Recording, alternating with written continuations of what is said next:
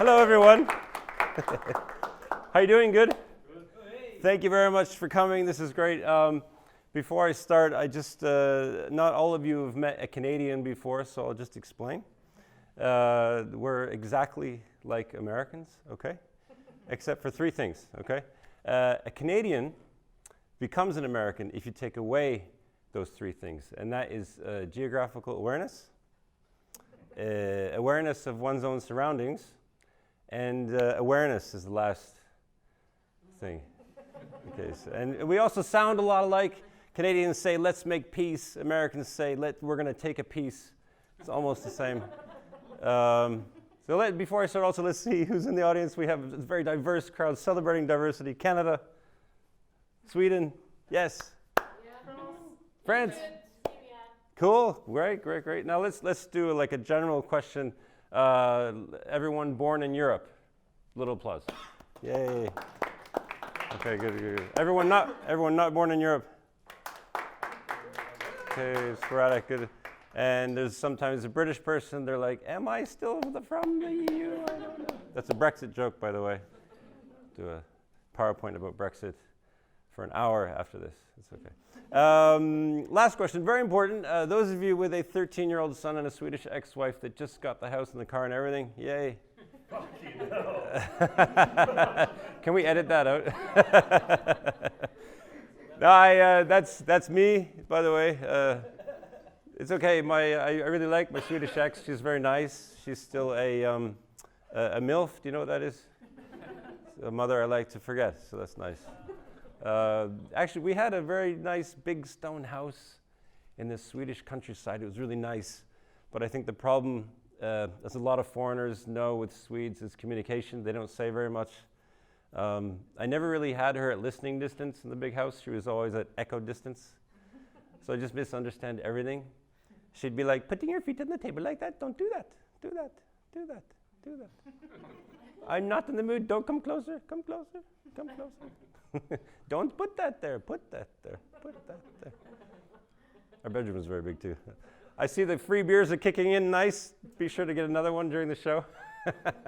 But I love living in Sweden. I've been here a while. It's very nice. I think the one thing that really bugged me when I first arrived was I had a job at an office. This is a long time ago. And when it was my birthday, you have to buy your own damn cake and take it to the office and be like, please like me. Whereas everywhere else in the world, the boss buys you a cake and everyone's like, yay, it's your birthday. So this thing Swedes do, shall we take a meeting on week 32? When is that? October? May? Just say the date. It's like simple. But I am Canadian, and one thing I love doing is just poking a little fun about Americans, of course. I do love all the American Hollywood movies. They're very predictable, you know. Whenever there's an alien landing, coming down from outer space, they always land in the States and end up speaking English. What are the odds of that? You know, when E.T. came down from outer space, he should have just landed in the Pacific Ocean. 40% of the world's surface area, 40%. The States is 6%. That would have been a great movie, wouldn't it? E.T. landing in the Pacific. Just one line in that movie. E.T. phone not waterproof.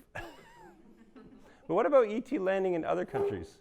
What would those movies be like? E.T. landing in Ireland? Instead of putting little candies out for him to follow, they'd put little pints of Guinness for him to follow. And everyone in Ireland would be like, come on, you little sucker.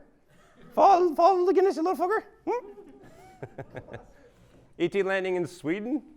I think his spaceship would just land on some alcoholic guy's bag-in-box in the park, and he'd yell at him, like, E.T., what the hell? You have landed on my bag-in-box. Well, we have to go to Systembolaget. It closes at 3.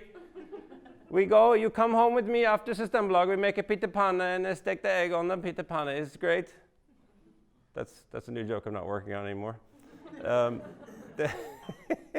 The best movie would be, I think, E.T. landing in Finland. Just some 3-hour dark drama in the woods, no dialogue. And at the end of the movie, some big fat Finnish guy named Jarmo comes out of the woods. He's like, E.T. Sauna time. Now, I remember also like trying to fit in Sweden at the office when I first moved here.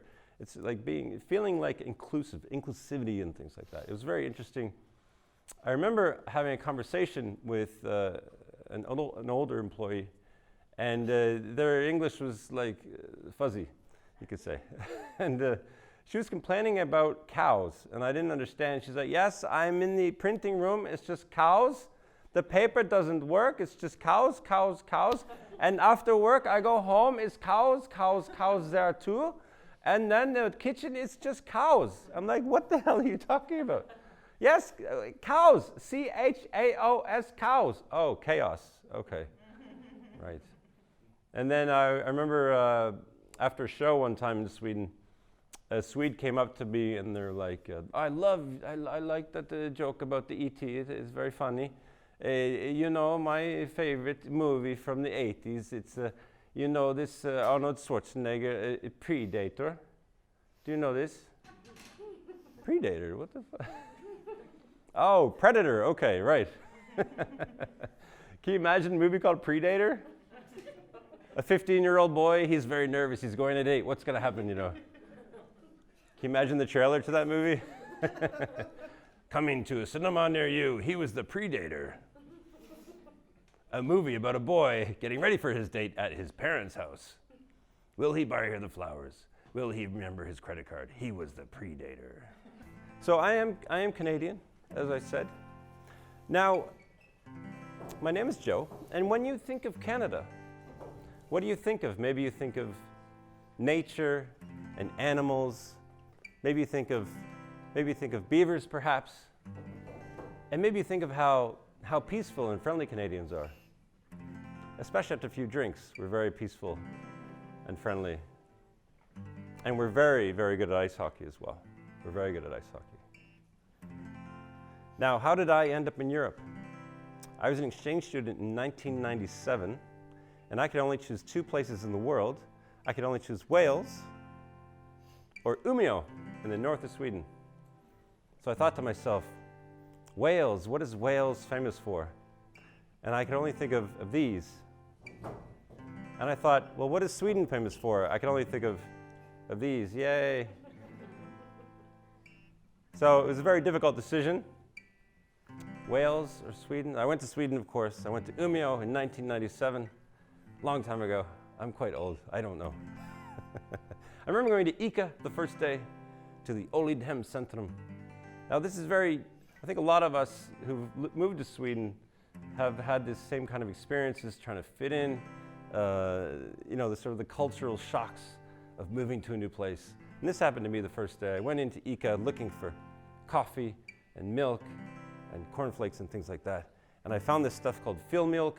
Those of you who don't know in the world, this is like a sour kind of milk extract sour thing that Swedes make it's just a little bit disgusting. But I didn't know what fill meant. I didn't know what that was. I thought, okay, it's milk. Fine, no problem. Right. Great. And there's a little cow on the front as well. So I thought it must be milk. Okay. I went home. There's all this white, sour, shitty stuff in my coffee. I thought, what the hell? The milk has gone bad. Okay, back to ICA. Back to ICA. And again, the white, sour, shitty stuff in my coffee. And I thought, what the hell? Has all the milk in Sweden gone bad? Evil bad cow. I remember going back to ICA and trying to fit in, trying to buy the right goods. It's hard in a new country, isn't it? Fitting in, buying the right stuff. And I had my Swedish English dictionary with me. And I saw these things called vegetables. You know, vegetables, right? I thought to myself, vegetables. And I looked up the word in the Swedish English dictionary and I thought to myself, what's going on? I think 2 Swedish Vikings a long time ago, one guy was like, hey man, what about these and these and these? Yeah, let's call those green things. That would be great. The Swedish word for vegetables is green things. Fantastic. And other countries, this is the same. Anyone ever moved to Holland or lived in Holland? Yeah, they're called groenten there. Greenies or something. And then his Viking friend was like, well, what about these and these? And his friend was like, shit, I don't know. It's okay. There's some green there. It's all good, baby. No problem. And then his Viking friend was like, well, what about these? He's like, shit. You know what? Put those in the sun for 2 weeks. They'll be green after that. No problem. No problem. Now, it's very interesting. If you ever move to certain regions of the world, have their own things that they share in common. And I don't even think Norwegians, Danes, and Swedes know this. They share one word. It's called gift, which means marriage and poison, as I found out with my Swedish ex-wife who has the house and the car and everything. Poison, yes. To be married is förgiftad, right? To be poisoned, yes, that's the Swedish word. Now, the COVID pandemic, boo, right? Yes. Now, this is very important. We're going to talk about some distancing and other new norms and the new beginnings ahead of us, okay? 2 meters is very important. I know there's an internet joke going around, Swedes are just really looking forward to when it can be the normal 5 meters between each other. 2 meters is very important, very important. I think that we're also experiencing something called social media distancing. For example, I think that anyone who has an Instagram account for their cat has to be at least 30 kilometers away from me at all times. That would be great. We have a cat owner, I think, over there. And his boyfriend's laughing at her. That's fantastic. Also, with COVID, as we know, a lot of people lost their smell in the beginning. And the smell is one of the best senses to have, isn't it? You can tell anything about a smell. You can tell even what country you're in. You can tell you're in France. You can close your eyes. You can smell the baguettes. You can smell the aroma of romance of everyone having affairs in afternoon hotel rooms. It's just fantastic. It's really fantastic. And if you close your eyes and you just smell really old beer on the ground and just a sense of general hopelessness, you just know you're in England. It's fantastic. It's just really good. That's my favorite joke, okay. And in Germany, you know you're in Germany. You just smell the air and you just know you're in Germany because there's no smell. Because due to perfectly engineered ventilation by German engineers, the air quality is perfectly satisfactory for everyone at all times. Absolutely. Now, of course, COVID has, resulted in, we've lost some wonderful people on the earth over the past year. But it's not to forget the people who have died for other reasons as well. Let's not forget them. It's very interesting. I think, for example, I have a very, very old uncle from Finland, and he passed away some time ago. And he died not because of COVID, he died of another reason. He died from drinking himself to death. Or as they say in Finland, he died of natural causes. And in New Zealand, beautiful New Zealand, when someone dies in an accident, the automatic reaction of someone from New Zealand is, oh right, they must have been rock climbing, skiing, canoeing, fishing. And they're like, no mate, no, it was a car accident. Oh right, he was on his way to go rock climbing, skiing, canoeing, fishing. No mate, no, he was on his way home from rock climbing, skiing, canoeing, fishing. Before I go, I'll share one last story about the inclusivity nature. I like that, of fitting in and people trying to adapt to different places where they are. The sort of diverse nature of that. My sister came to visit me one time, and she experienced a Swedish word called slut, which is pronounced slut. Not like slut, like this, like in English. And it means like to finish a race or finish something, and I don't mean this kind of finish, of course. She learned this word the hard way. She came to visit me at Malmo, and she stayed in Malmo at the live Clarion Hotel there. And she came down from breakfast, and she said, Joe, I took a treadmill jog in the gym. She was so mad. She's like, Joe, I took a 10-minute treadmill jog in the gym. Time went down 10 minutes on the screen. 10 minutes, 3 seconds, 2 seconds, 1 second. Big red letters, slut. She's like, what the hell? I don't understand. Slut. So that usually gets a big applause. So anyway. Thank you very much, and good night. Live from Malmo. Thank you.